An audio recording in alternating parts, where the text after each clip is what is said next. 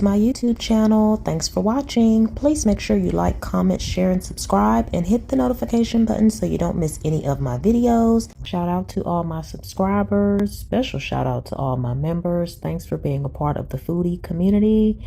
You're getting early access to some content, exclusive content, special shout outs, and member shorts. Check out the link in the description box to join. Y'all, Sonya has some kind of sad, sick, and pitiful reason why she's still sticking with Nesto. Because she has to know this man has done nothing but stolen and taken advantage of women his whole life.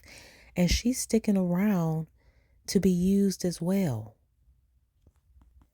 So with this newly filed document, I'm going to focus on victim RD, victim Regina, with the motorcycle and the trailer, just one of many of Nesto's victims. We'll start with where she falls in the RICO and then move on to the document and exhibits.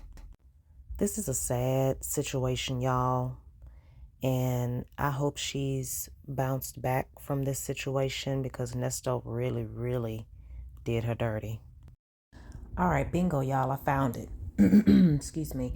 I wanted to pull the text messages where Nesto mentioned Regina Delaney to Sonya, giving more proof, more evidence that he knows these people and he knows what happened, and he's always ready to try to provide a cover up or provide an alibi or provide some kind of escape or excuse as to why he's innocent and these people are lying. They lying.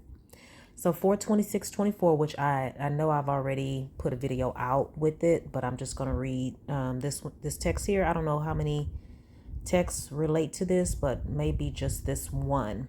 So 42624, Nesto says, I will be indicted on the child stuff and grape cases next week, according to Joe. He's under the impression the bond will be reduced at this point, with me having a new judge. He also suggests I refrain from speaking on the channel as well. So 2018 to 2019, pull up incident report about my 2006 Range Rover being broken into. DMV files support this. My identity was stolen at that point, all cards, etc. DMV will disclose when my license was renewed. Today also found out the wife contacted attorney to see if I could be served divorce papers. Dun, dun, dun. I feel as the DA approached her and intimidated her in an attempt to testify against me. File a divorce. This is why everything happened all together. 4/14/24. I was also told I should have waived probable cause hearing. It opened up more enemies against me. Really? They want me to plea soon, but defense feels I can beat the X charges, including the child stuff. I'll have to wait for court to receive the remaining documents pertaining to the indictment. Once you obtain the police report about Waffle House, there's video and corporate will have to give it to you. Really, you think corporate gonna be able to pull that video out they butt to give to Sonya? First of all, did Sonya ever try? Hell no. Anyway, I'll cool it on the interviews until we gather more intel on the situation. I may have to call and explain to her that they're gonna attempt in deceiving her and not to go for it. Too late, Nesto, too late. Shirley been knowing since October or November of 2022 that you's a scammer. Okay, let me read the rest. I'm getting too excited with this little text. I want you to read the letter I sent on Regina Delaney, where I included a pic. There's only 2 witnesses attached to this indictment, Sergeant Fields and an investigator. Nobody else.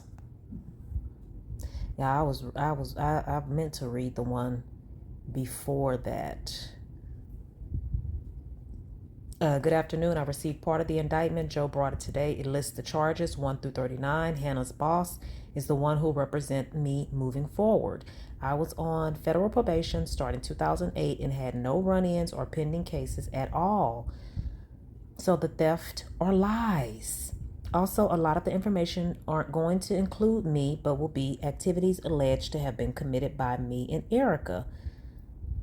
Not charges, but only acts included within one count one of the RICO. I have no convictions since 2005, though. Sonya says it's an overcharge reach, just like Trump case. Let's see what the discovery states. All the charges are lies. Don't say too much here. It ain't DA business.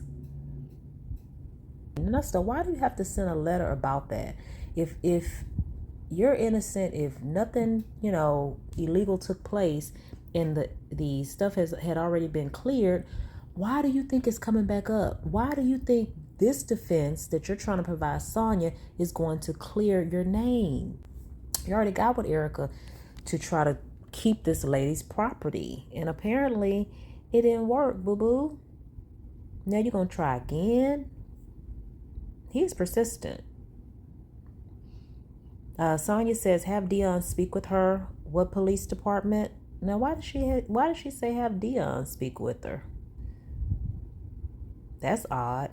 Ernest, APD Police Department. I remember now, it was 2018. And then Sonya says, okay, I will go Monday to the location. Love you. Anyway, the focus of this was just to say that he sent, I want you to read the letter I sent on Regina Delaney where I included a pic. I wonder what the pic is. Is it an incriminating picture of Regina Delaney? All right, let's get to the document. Let's get to this document. So this document has been talked about quite a bit already. I won't read the beginning part, but this is state's response to defendant's supplemental brief to suppress vehicle search and all derivative evidence. So this again is the state, or Will Wooten, providing evidence, facts to support why even if they suppress the evidence from the vehicle search from the F-350, they still had lots of evidence, lots of information, lots of people that came forward about Ernesto.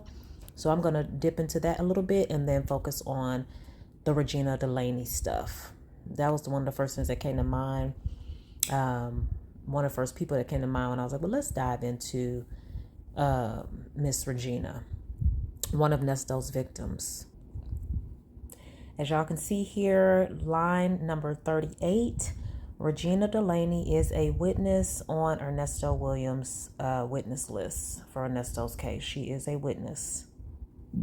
For those of you that may be seeing this for the first time, Nesto has been indicted. His judge is Judge Dunaway. He has many acts under one count of RICO.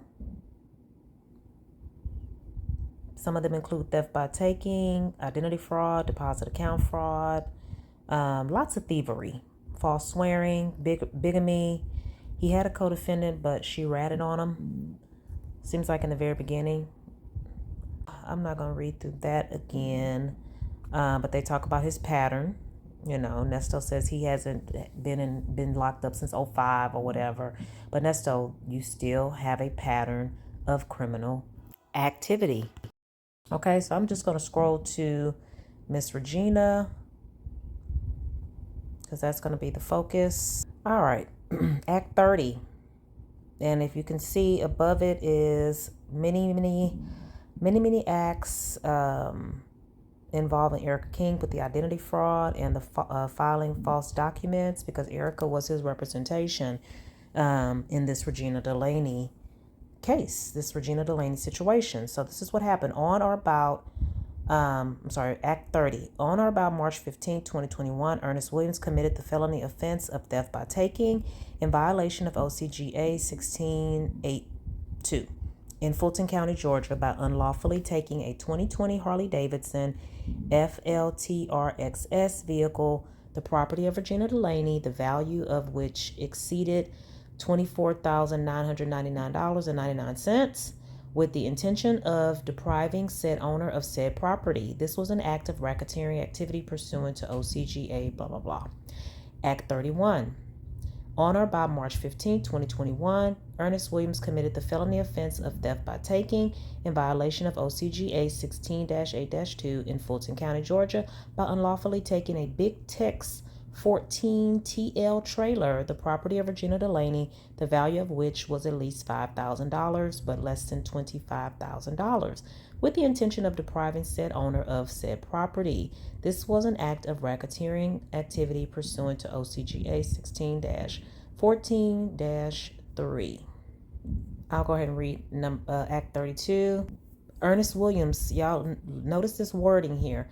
Ernest Williams on March 24, 2021 solicited and coerced Erica King to commit the felony offense of false statements and writings in violation of OCGA 16-10-20 in Fulton County, Georgia, by knowingly and willfully making the false statements to Sandy Springs Police Department Detective I. Tomlin that King was attorney April Holloway and that King was an attorney who lawfully represented Ernest Williams during a criminal investigation being conducted by Tomlin.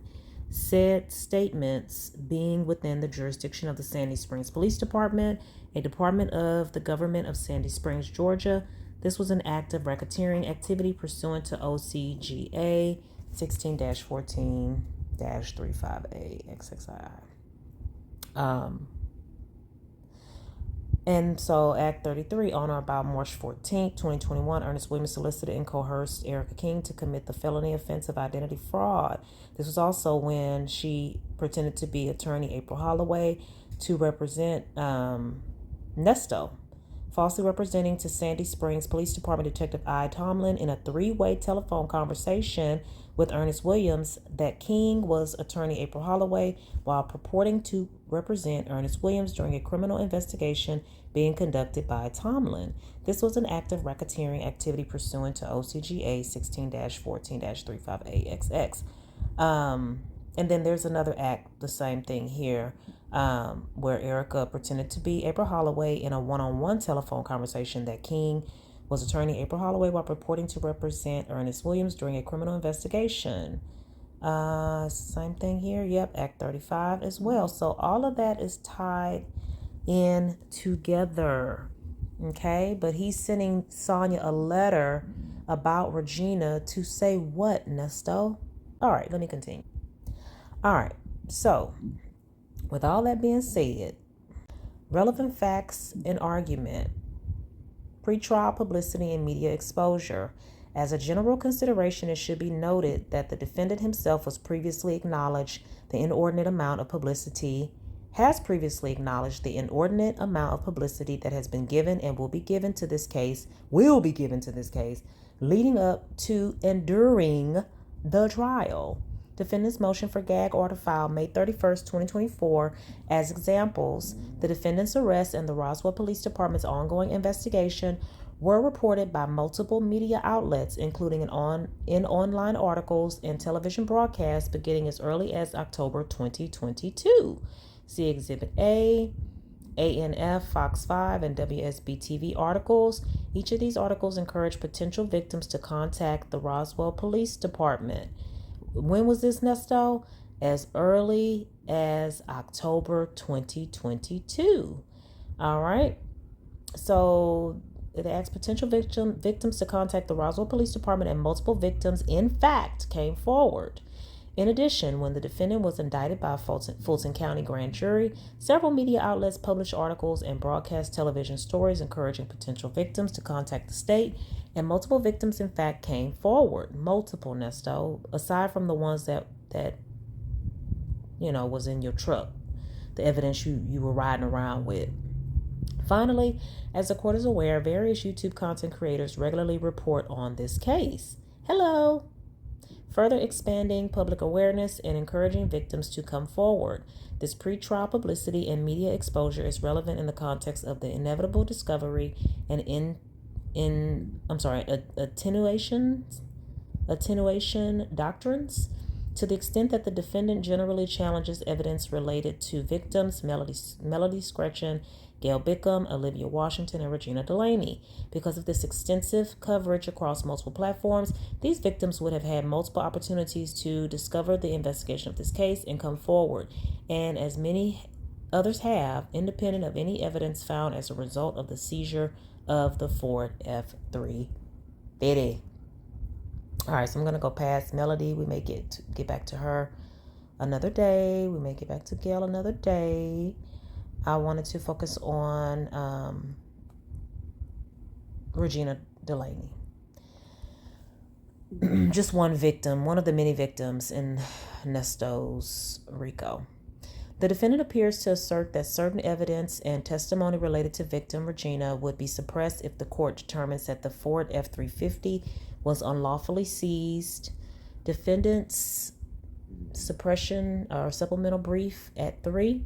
The defendant does not identify what evidence or testimony should be suppressed, but instead merely states that Ms. Delaney was interviewed twice by Roswell Police Department. So Will is referencing Sean Hoover's document or filing where he was kind of trying to play ring around the rosy with the victims, quote unquote victims. No, the document was kind of, it wasn't detailed at all. So here we go. Ms. Delaney was interviewed twice by Roswell Police Department regarding a 2020 Harley-Davidson FLTRXS motorcycle the defendant stole from her. See how Will clearly states it was stolen? He's not playing ring around the rosy. The interviews occurred on September 15th, 2022 and September 16th, 2022, more than 2 months after the search of the Ford F-350. The defendant also omits pertinent facts in an attempt to discredit Ms. Delaney. That's what I said. The defendant fails to articulate any facts connecting the interviews of Ms. Delaney to the seizure of the Ford F-350. To the extent the defendant may argue that evidence and testimony related to Ms. Delaney was derived from the search warrant executed at 980 Pine Grove Road, and that said search warrant relied on evidence obtained from the Ford F-350, his argument fails as a matter of law. That's what I thought.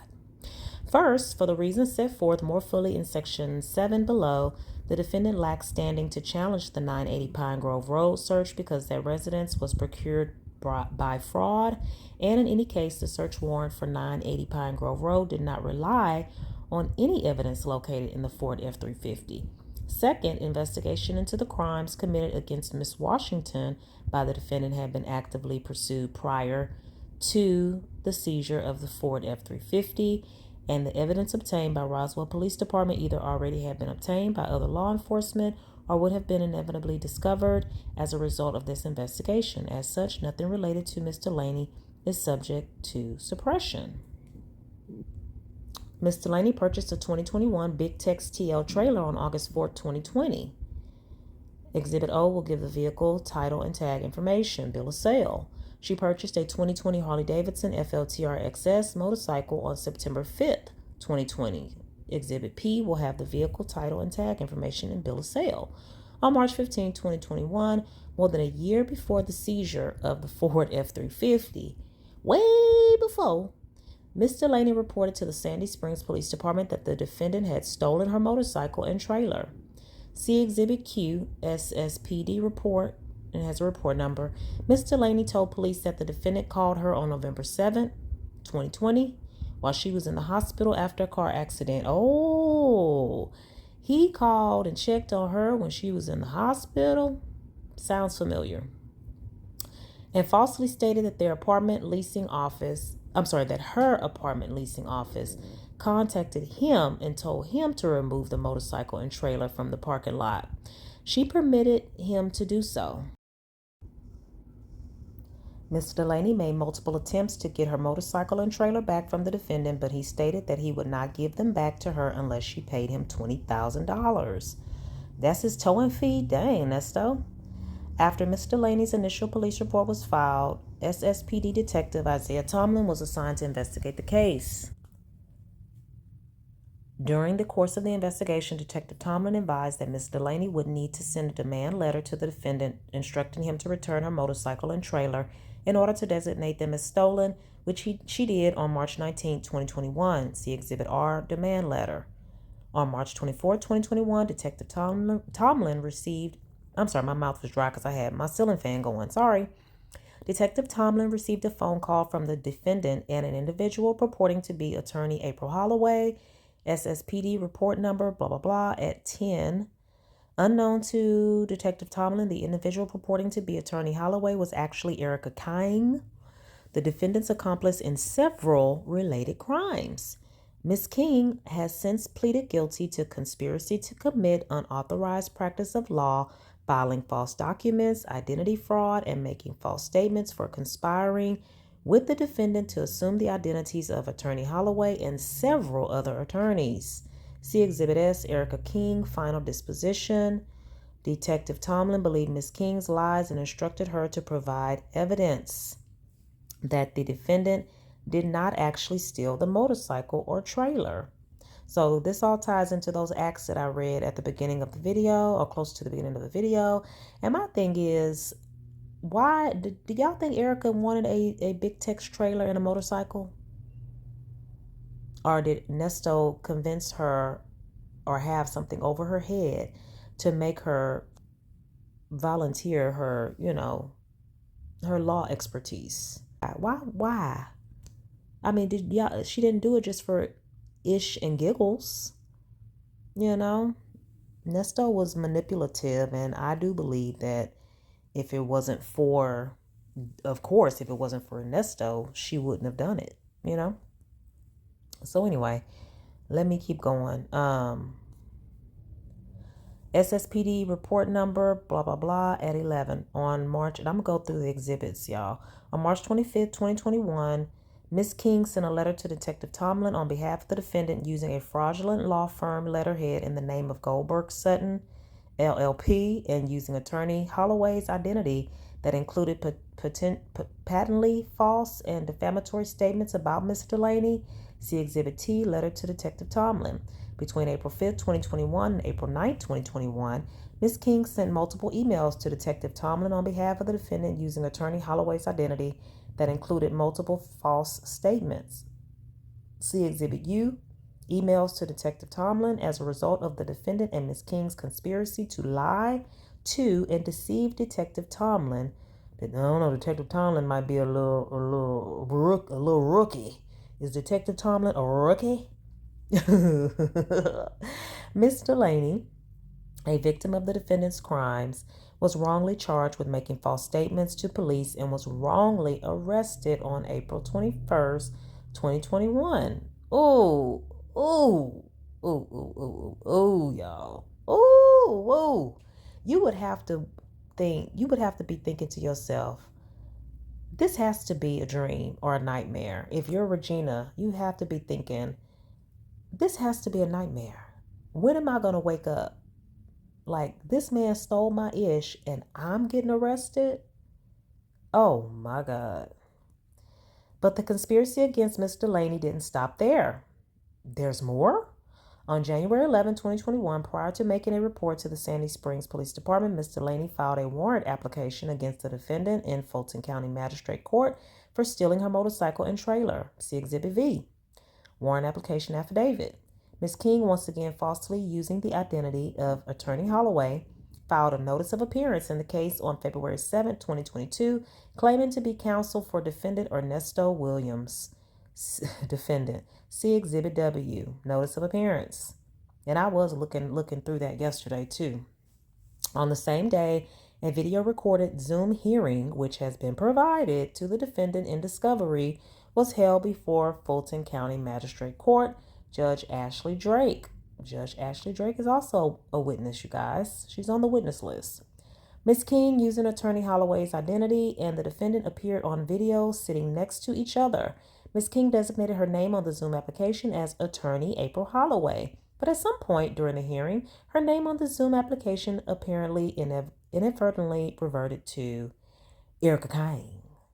Judge Drake noticed the name change, and the following exchange occurred. Judge Drake, is your name April Holloway? Why does it say Erica King?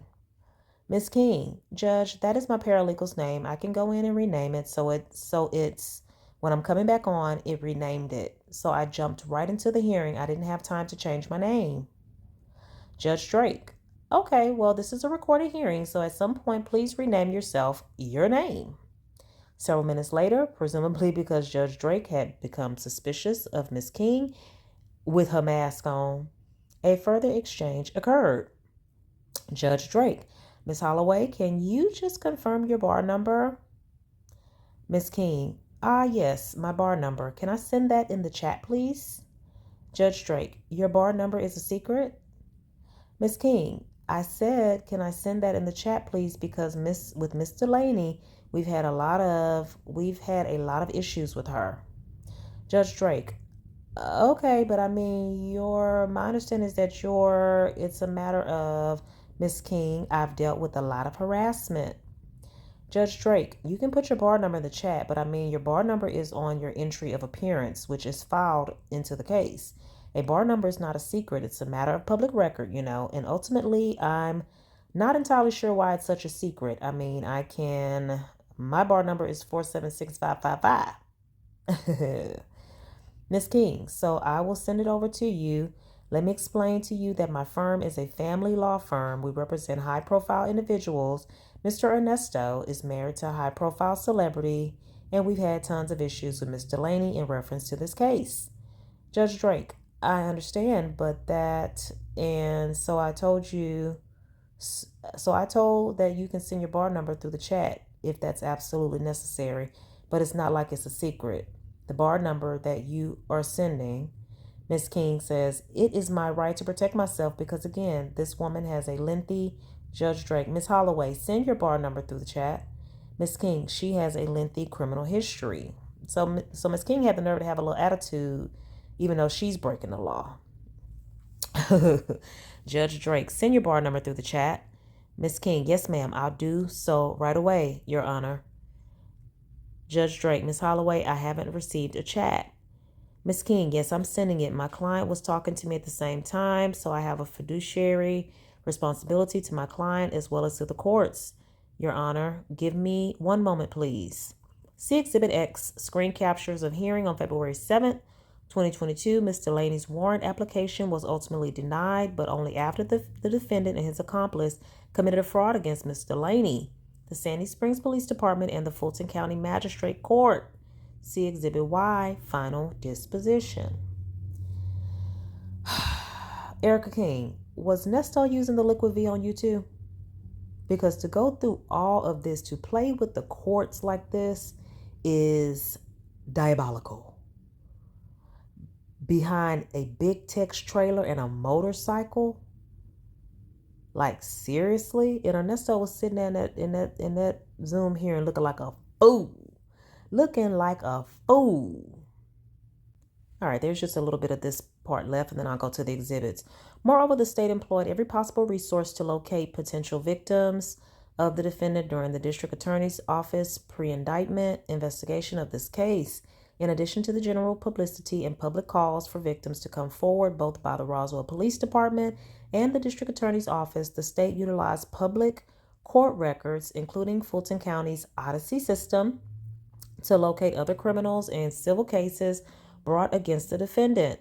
Multiple victims were located in this manner, including Drusilla Scott, Count 1, Act 1, Jasmine Collins, Count 1, Act 2, Mario Alvarado, Count 1, Act 3.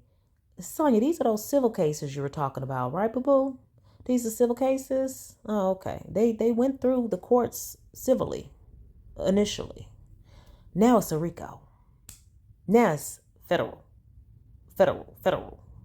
Anyway, Crystal Waters, Count 1, Act 4, Melvin Stokes, good old Melvin, Count 1, Act 5, and Juan Smith, Count 1, Act 12. See Exhibit Z, Odyssey System Screen Captures, Exhibit AA, Drusilla Scott Complaint, Exhibit BB, Jasmine Collins Settlement, Exhibit CC, Indictment Number, Exhibit DD, Indictment Number, Exhibit EE, Juan Smith Warrant Application. See, all of these ladies went through the proper procedures to get their ish back. But Nesto hadn't been in jail since 2005. No cases, no nothing. He's a big, fat, funky liar. In addition to these, Ms. Delaney's case against the defendant appears when searching for the defendant's name or his aliases in the Odyssey system, and Ms. Delaney would have inevitably been discovered as a victim in this manner. CFF Odyssey system screen capture. As set forth above, nothing related to Ms. Delaney is subject to suppression. All evidence related to Ms. Delaney either was known or reported prior to the seizure of the Ford F-350 would have inevitably been discovered, was discovered from a source independent of the Ford F-350, or is sufficiently attenuated. I have never heard that word before, y'all, and I used to be an avid reader and love, English reading, writing. I've never seen that word attenuated before, such that any taint. That word gets me, taint, used in a legal manner. That is crazy. All right. Okay, Regina's exhibits start with O, Exhibit O. Vehicle title and tag information for Regina Delaney for the purchase of, what was it? Which one did she get in August? The Big Tex trailer. Okay? She's the owner, okay? April of 2020 is when she purchased it. Buyer, Regina Delaney. Got it, Nesto? I guess you think your Liquid V works so well that they just gonna give it. They gonna give you a trailer and motorcycle, huh? They just gonna let you have it. Here is the vehicle title and tag information for the motorcycle, the 2020 FLTRXS that she purchased in, supposedly it was September, from Harley Davidson.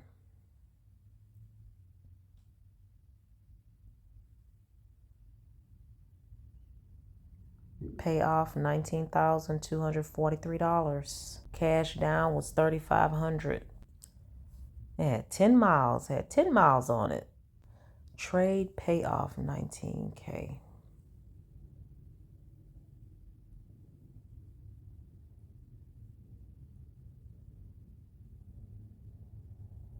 All right, Exhibit Q. All right, this is the police report that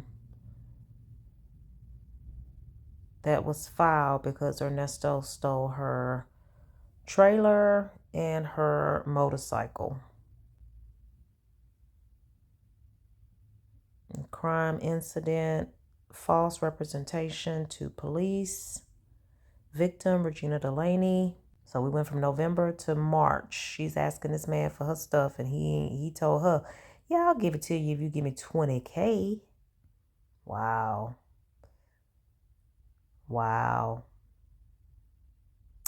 On March 15, 2021, I was dispatched to a motor vehicle theft call.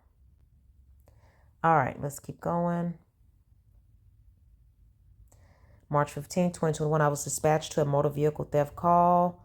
It's been redacted. Upon arrival, I met with Regina Delaney. Regina advised that her Harley Davidson motorcycle was taken on November 7, 2020, while she was in the hospital. She then advised that the motorcycle was on a trailer, 14 feet 8-wheeled, unable to provide tag, with a lock on the hitch of the trailer. Regina then advised that it was taken by a salon business partner and friend by the name of Ernesto Williams, who was a 5'10" black male that lived on, Ben Creek.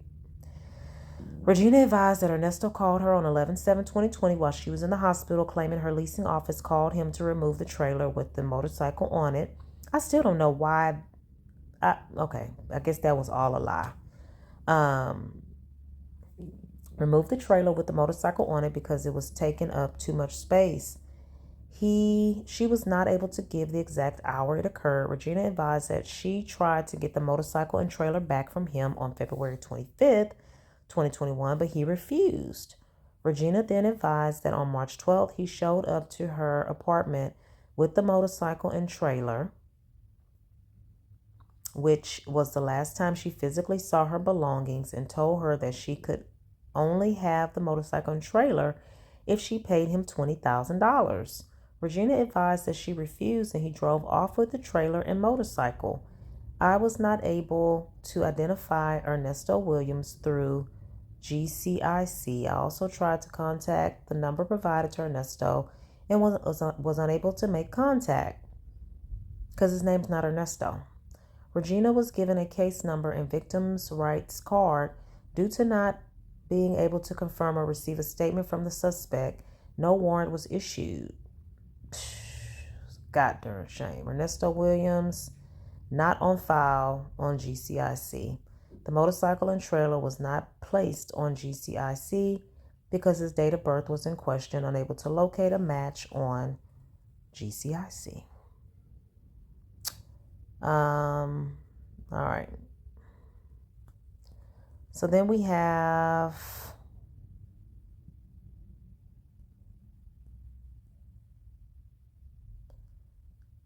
status stolen. Y'all see the case status up top here. It says cleared by arrest.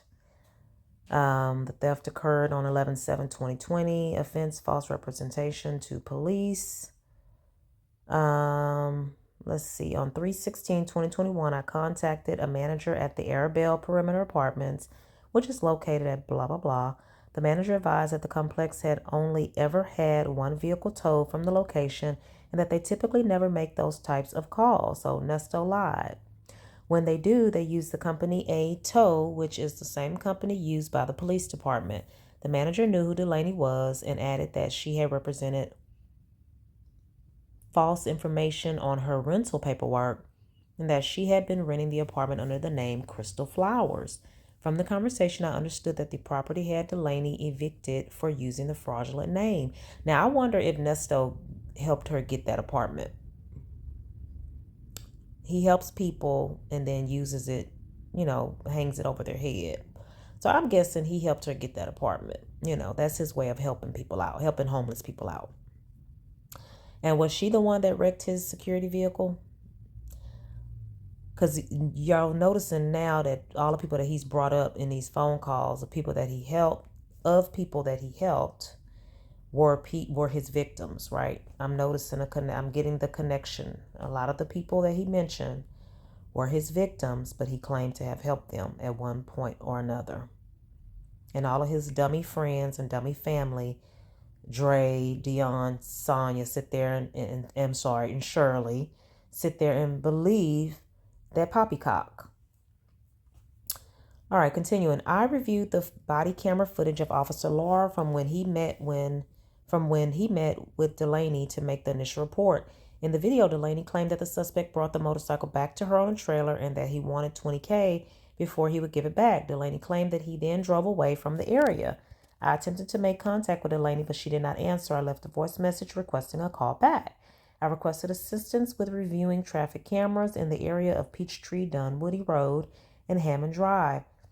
Now, what if he didn't go that way? Sandy Springs Police Department GIS analyst Brian stated that she viewed the cameras at the nearby intersections and never saw a truck with the motorcycle on a trailer come through the area between 1900 and 2000 hours. I later made a copy of the footage from these cameras for a similar time period and added them to my case file. On 3/18/2021, I made contact with Delaney. Delaney began by explaining that she had originally purchased a Can-Am RICO and a Harley-Davidson at the same time. On August 2nd, 2020, Delaney stated that she had a bad accident on the RICO that caused her to be hospitalized. I saw a report of this using the law enforcement database and saw that the report of the accident was made on 8/9/2020.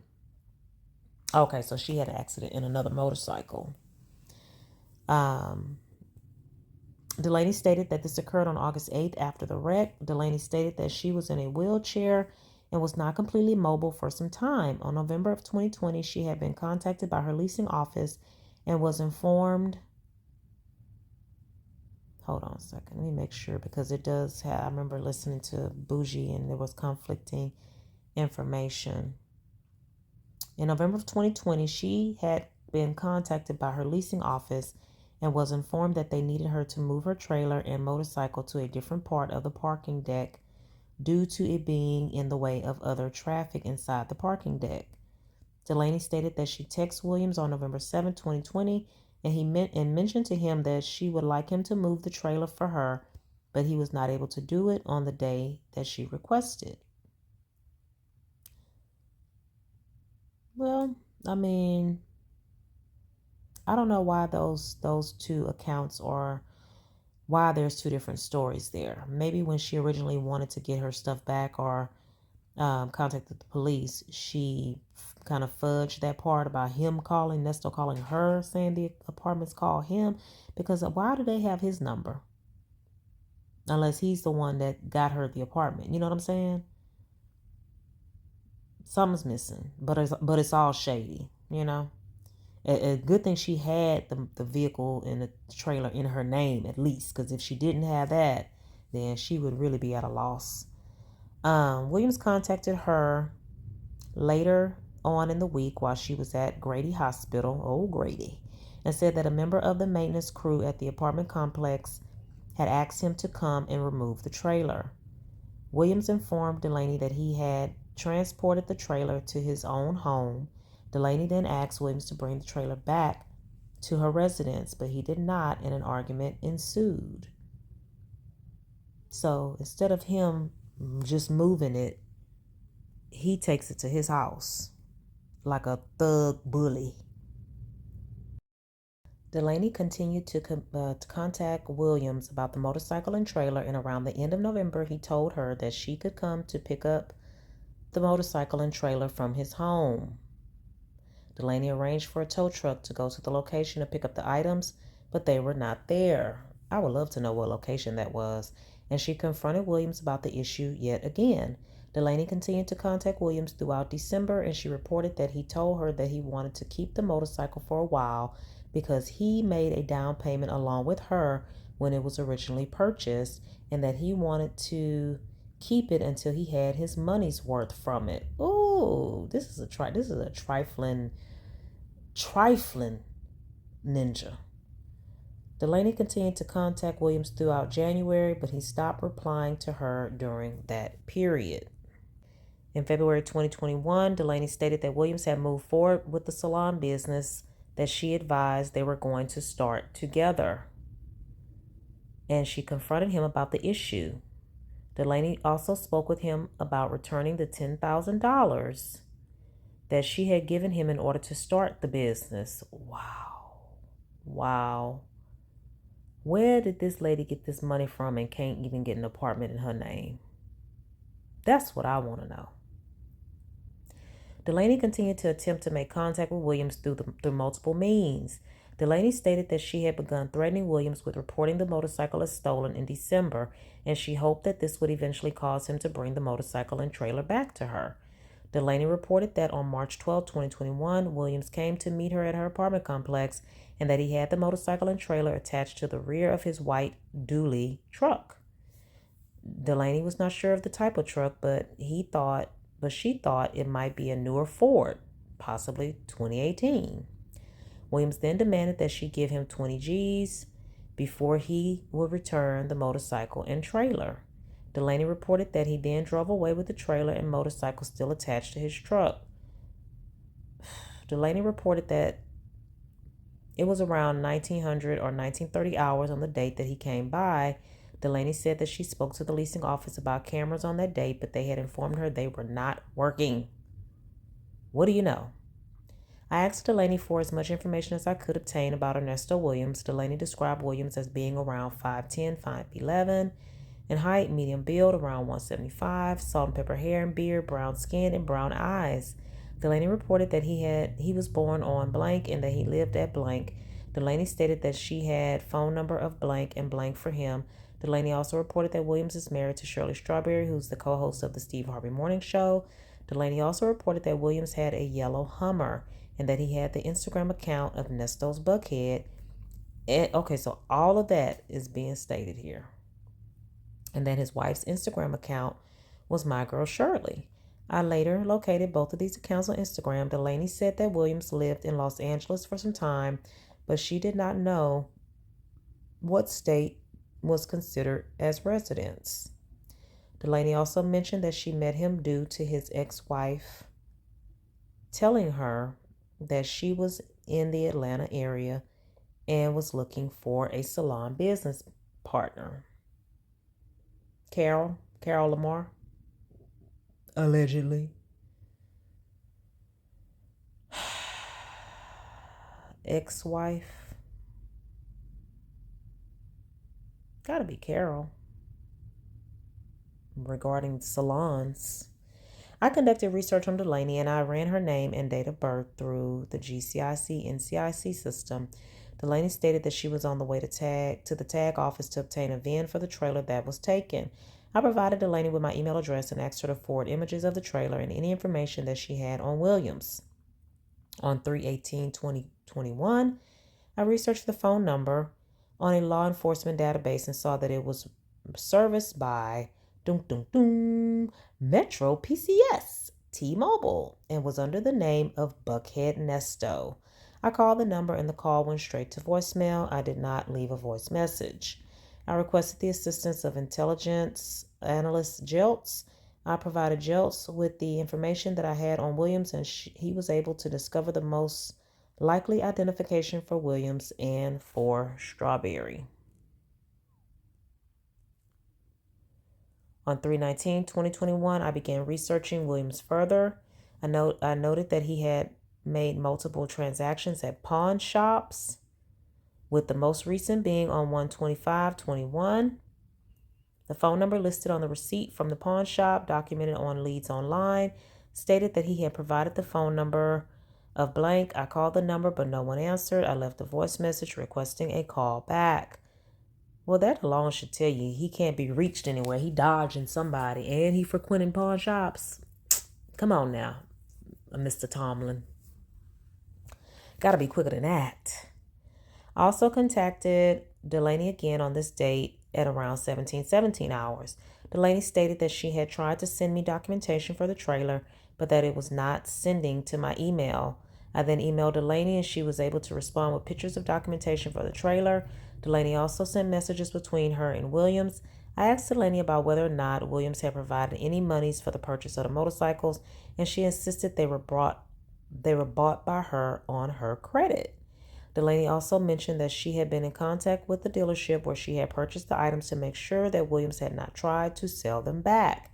I began to inform Delaney that she would need to take one more step before the items could be added to the GCIC/NCIC system, and she began questioning why. I notified Delaney that I believed this step was required due to her telling me the day before that she had arranged for him to come to her apartment complex and move the motorcycle and trailer to a different area of the parking deck. Delaney began saying that she had not said that to me and that she had never wanted him to come and move the trailer. I informed Delaney that I would contact her again. So did the detective make a mistake? I then reviewed my recorded conversation with Delaney from the day before, and I noted that she had stated to me I had made mention to him that I was going to have him come over and move it for me, but for whatever reason that the day that he was going to come move it, he couldn't come move it. Oh, okay. I looked at the information that Delaney had provided to me for the trailer. The trailer was a 2021 Big Tex 14TL22BK with the VIN and Georgia license plate. I searched the license plate through genetic license plate recognition cameras, and the plate had not been read during the past year. I also did not see any flock license plate camera reads for the motorcycle or the trailer for the past month. With this information, I called Delaney back at around 18:43 hours and informed her that she would need to send Williams a demand letter before the items could be placed into the GCIC/NCIC system. On 3/22/21 at around 13:10 hours, I received an email from Delaney advising that she had sent a demand letter. Pictures of the letter were also provided. The pictures were added to my case file. On 3/24/21 at around 14:43 hours, Detective Sutton and I responded to blank. At the location, we made contact with Miss Strawberry. I asked if I would be able to speak with with Williams, but she stated that he was not there. Shirley. Strawberry then called Williams. I asked Strawberry if I could get Williams' phone number from her, but she did not provide it to me. All right, Shirley. I provided a contact card with my information to Strawberry, and she stated that she would have Williams contact me. During my conversation with Strawberry, I asked if Williams drove a white truck. She confirmed that he did. I asked if she knew about Regina Delaney. She stated that she did not. Strawberry stated that she and Williams generally do not discuss any of their business arrangements with each other. Strawberry also confirmed that Williams owned Nesto's in Buckhead, but she said that it was not even open at this time. Was he already evicted by then, y'all? What month in 2021 did he get evicted from Nesto's Buckhead? At around 1532 hours, I received a call from Williams using the phone number blank. It was a three-way conversation, as Williams also had his attorney, Miss April Holloway, on the call as well. I asked Williams if he knew Regina Delaney. He confirmed that he did know her. Holloway informed me that Delaney had come to Williams' business a few weeks ago and was harassing him. Holloway stated that she was currently helping Williams obtain a protective order to be served to Delaney. I began asking Williams about what had taken place with Delaney that led us to this current point, and he stated that he had gone with Delaney for her to get a motorcycle for herself and also one for a company that they planned to start together. He then mentioned that she wrecked her motorcycle soon after buying it. Williams continued speaking about what had taken place in the past, and he mentioned that he attempted to take the motorcycle back to her multiple times. He stated that one of those times was around 3 months ago, but there were no recent occurrences of him attempting to return the motorcycle and trailer. I asked Williams why he was not able to return the motorcycle, and he stated that Delaney had promised to give him the money back that he had loaned her to originally buy the motorcycle. That story sounds crazy. Williams said that she would not meet with him. While talking about the motorcycle, he stated that he was letting the bike sit and he has not been on it in about 2 months. During the conversation, Williams also stated that he had been making payments for the motorcycle. I asked about any type of documents or evidence about a cooperative effort to purchase the motorcycles in the first place, and Williams and Holloway stated that there were texts and voice calls about buying the motorcycle. There did not appear to be any written agreements or formal contracts. I asked Williams about the business that he was planning to enter into with Delaney, and he stated that they were planning to start a business where people would meet, ride motorcycles together, and then travel to the mountains together to rent cabins and ride in the mountains. Williams stated that they had never planned to go into any type of salon business. Oh, Lord. He said that he paid for He said that he paid for the first motorcycle using his son's trust account, and the second motorcycle is the one that she bought. He claimed that he reimbursed her for the money that she paid for the motorcycle out of her account. Williams stated that he provided the money for the purchase of both of the motorcycles. All that just sound like lies. I basically asked Williams if he had possession of the Harley and of the trailer, and he was simply waiting for her to return. And if he was simply waiting for her to return his money before he gave it back to her. Holloway then jumped in and stated that she was hoping that the two of them could arrange a reasonable agreement regarding the money and the property. Williams added that he was contacted multiple times by Delaney, asking him to come and remove the motorcycle and trailer from the parking deck due to the leasing office stating that it did not need to be there. Williams and Holloway advised that he had video of these incidents, of course, and that there was a time where he had dropped the trailer off at the location, that she called him again to come and take it back to his home because the apartment complex was threatening to have it moved again. So at that point, the complex should have given the detective all the information he needed to know that Nesto lying. Williams and Holloway ensured that they would provide evidence to me that Williams did not actually steal the motorcycle or trailer. Holloway advised that she would compile the files and email them to me. I provided Holloway with my city email address. On 4/1/21 at around 14:26 hours, I attempted to make contact with Ms. April Holloway as I had not received any of the records that she and Williams stated they could provide regarding the conversations with Delaney about the motorcycle and trailer. Holloway did not answer the phone, and I left a voice message requesting a call back. I also attempted to make contact with Williams, but he did not answer the phone, and I was unable to leave a voice message. I checked the USPS tracking number and saw that the demand letter was delivered to the address on 3/29/2021 at 1924 hours. At around 1600 hours, I received a call back from Holloway, and she advised that she had the information that she needed from Williams and that she would forward the information to me via email before the end of the day. On 4/5/21 at around 1344 and 1356 hours, I received 2 emails from Holloway. The emails included Dropbox links for videos and screenshots provided to Holloway by Williams. The information also included information regarding Delaney, her criminal history. Now, why they need that? And receipt from the demand letter that Williams received. I also received a voice message on this date from Williams requesting that I give him a call back.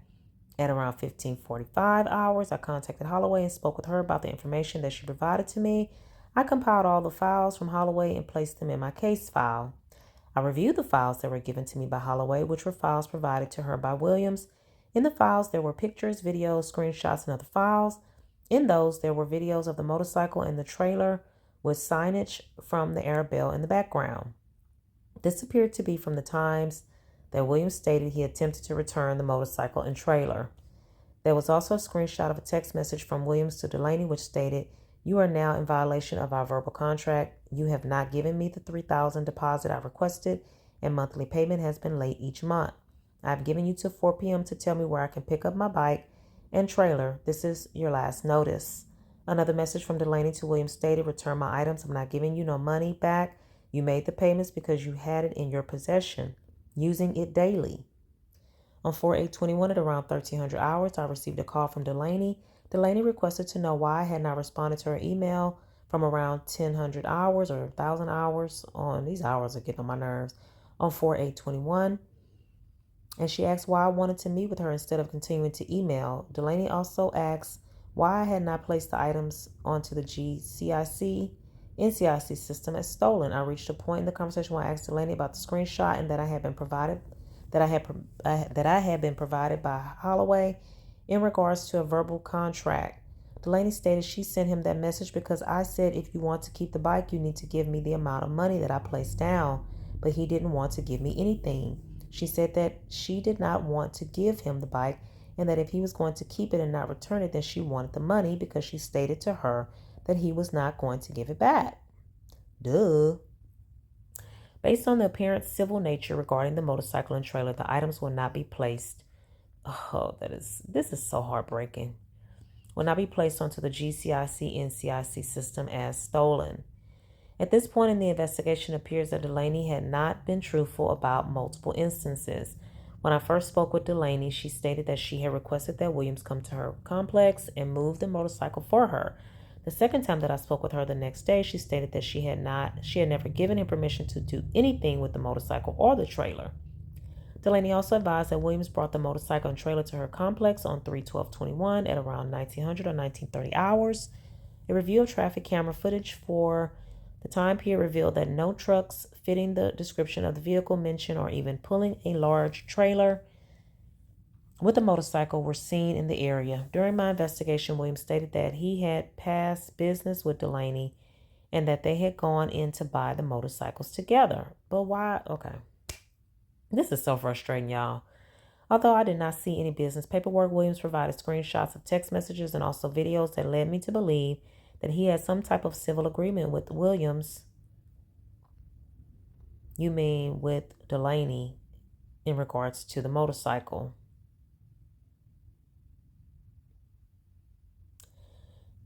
With the above information in mind, the case will be changed to false representation to police, and I plan to go forward with obtaining criminal charges against Delaney for reporting the theft of her motorcycle and trailer when in fact she had an agreement with Williams regarding both items. On 4/14/21, I presented the facts and circumstances involved in this investigation before Sandy Springs Municipal Court Judge C. Howard. Judge Howard saw probable cause to issue 2 warrants for Delaney's arrest. The warrants are for false statements to police or any city department pursuant to Sandy Springs Municipal Code and disorderly conduct pursuant to Sandy Springs Municipal Code 3854. The warrants were entered into GCIC NCIC system by operator 2256. This incident will be cleared as warrants obtained.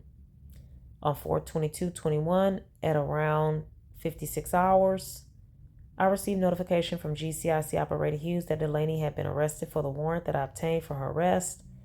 This investigation will be updated to being cleared by arrest. On 4/21/21, Detective Phillips, Badge 288, conducted surveillance, Fulton County, in reference to case number wanted subject Delaney Regina, offender. Earlier on today's date, I conducted a check of the location and observed both of Delaney's vehicles there. I then conducted a knock and talked but received no answer at the door. I returned to the location and positioned my control by the front gate where I observed Delaney driving inside the gate. I proceeded to follow behind her where I positioned my patrol vehicle in front of hers before exiting out of it. I approached the driver's side door, asking the driver what her name was, and identified her as Delaney. I advised Delaney that she had 2 active warrants out of the city of Sandy Springs and requested her to exit her vehicle. I allowed Delaney to give her property to her daughter. Lord have mercy. I then placed Delaney in handcuffs behind her back, double locked and finger checked. I then secured Delaney in the rear of my patrol vehicle, which was checked prior to the start of my shift. My patrol vehicle is also equipped with a safety barrier separating the prisoner and I. I proceeded towards the Smyrna jail where I released Delaney into custody of the on-scene deputies without incident or injury. Nothing further to add at this time. Can y'all believe this? Can y'all believe this ish? Demand letter. Y'all can pause if y'all want to read that.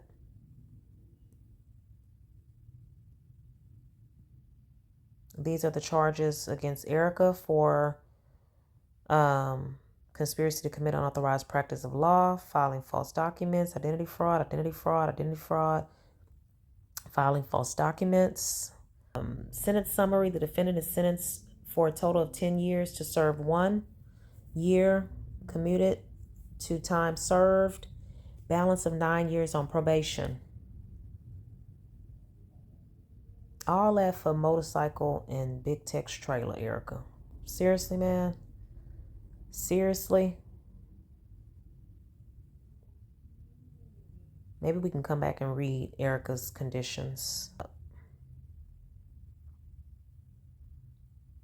These are the emails that Erica / April Holloway provided to Detective Isaiah. What's his last name again? The rookie. Y'all can't tell me he's not a rookie. The detective.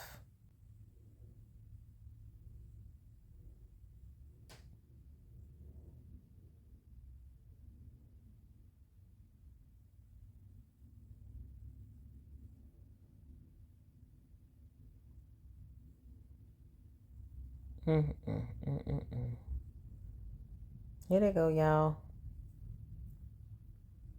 Nesto hair looking like a hay barrel.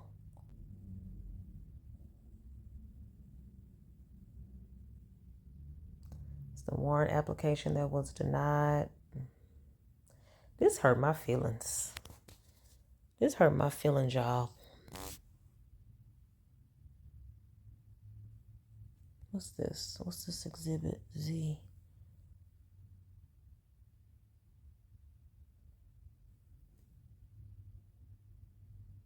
Now, Chris, oh, okay.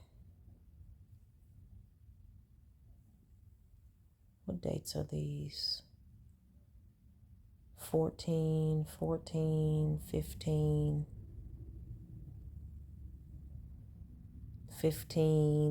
10. Ernesto, it's time to pay the piper. Is that how you say that? It's time to pay the piper. 2018.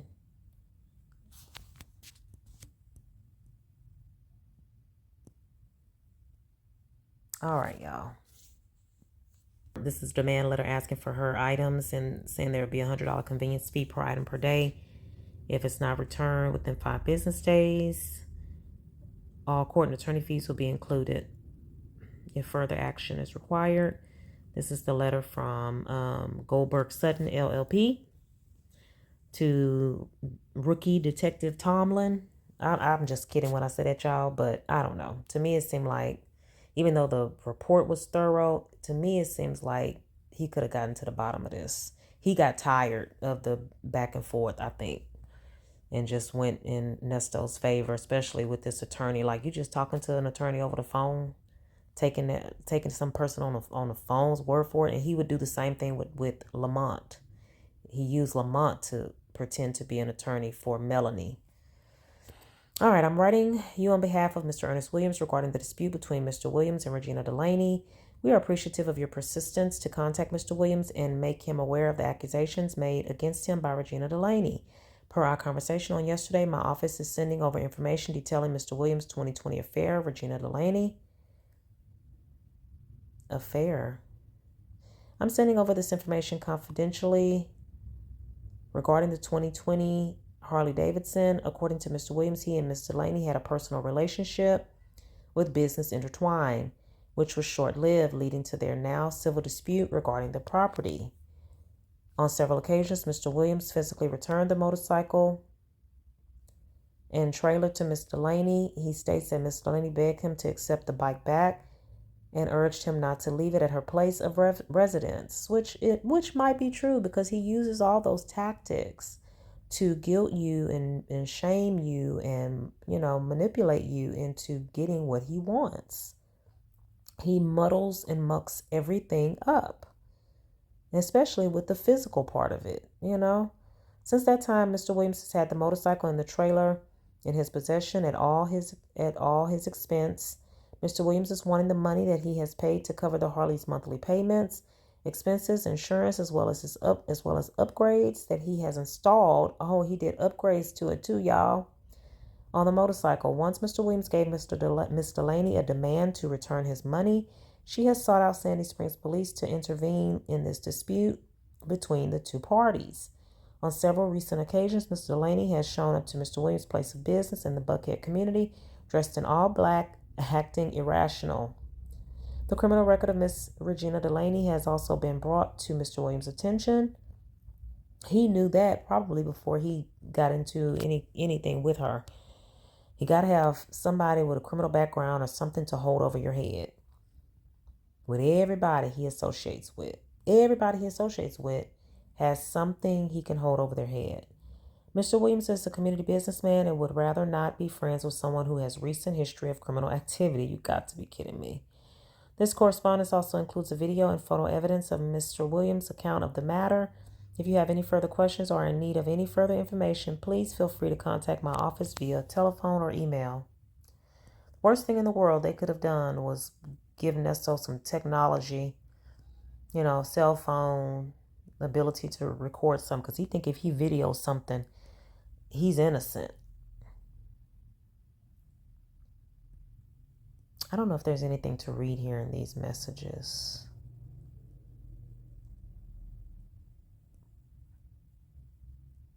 Delaney harassment. That is so crazy. And Erica said, please excuse any typos in my last message. I apologize. I am rushing out of my office. Girl, bye. And why, Erica? Why are you going through all of this for this man? And that's not even your property. It's not even your property. And if she knows that he's being physical with these women, it can't be the fact that she's romantically involved with Nesto. She has to have been manipulated.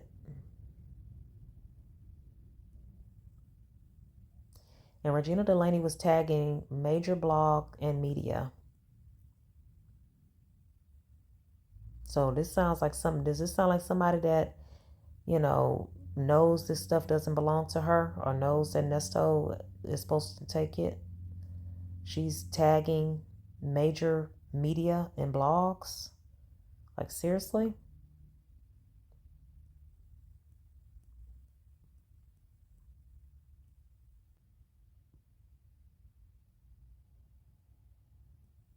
I don't know what this document is. This is the court stuff. That is so sad. It really is heartbreaking, y'all, that this lady went through all of this. And they went from starting a salon business to starting a bike riding business. This is so crazy. This is crazy. So let me know what y'all think. Y'all see the first picture says attorney April Holloway, and the second picture says Erica King. That is so crazy. And this is just one victim, y'all. One. And he sent Sonya a letter and a picture. What the is a picture going to do? Where did he get the picture from? What picture was it? I want to know what picture he sent Sonya. I hope she gave that to Mr. Wooten. In April of 2024, Nesto sent Sonya a letter and a picture to prove his innocence in this situation with Regina Delaney. I hope Sonya turned that over to you. Thank you. Like, comment, share, and subscribe, and hit the notification button so you don't miss any of my videos. Bye. This is what I have for Nesto. I got this for Nesto right here.